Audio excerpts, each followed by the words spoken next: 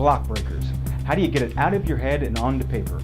Today we're talking about how to get past writer's block.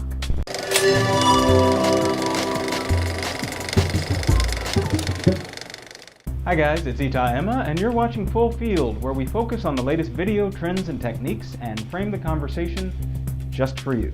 If you didn't know, I actually script out every one of these episodes. It's just a little bit easier for me that way. Now, I've been dragging my feet for quite a long time now trying to reboot the show, and a big part of it was writer's block. Hey, it happens to the best of us, but is it really a block? Newton's first law: an object at rest will remain at rest unless acted upon by an external force.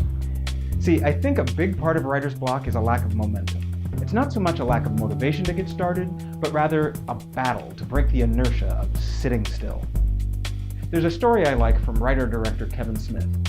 You know, the Clerks guy?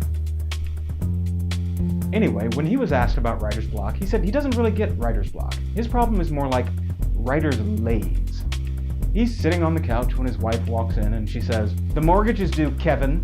He pops up and says, "Well, let's see what Jay and Silent Bob are doing this week." One of the hardest parts is breaking the inertia, just the getting started. So, here are some tips to help you break the inertia and build some momentum. First, the 5-minute rule. Anytime I need to write or work or do anything productive really, there's this voice in my head that says, "Yeah, we can do that later. First, we've got to finish season 3 of The Flash." Now that is a strong, strong voice. But rather than trying to fight with it, I make a deal. I say, okay, yes, The Flash, we'll watch that. But first, I'm going to do 5 minutes of writing.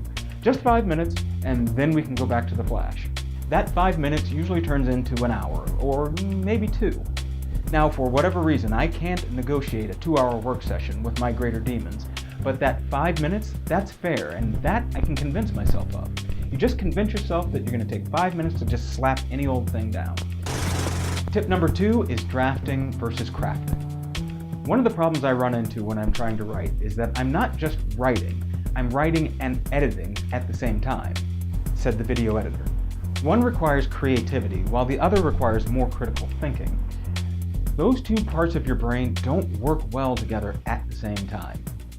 That's why I like to break my writing into 2 distinct phases. There's the drafting phase and the crafting phase. In drafting, it's all about putting butts to seats and fingers to keys. I don't worry about spelling, I don't worry about if what I'm writing makes sense.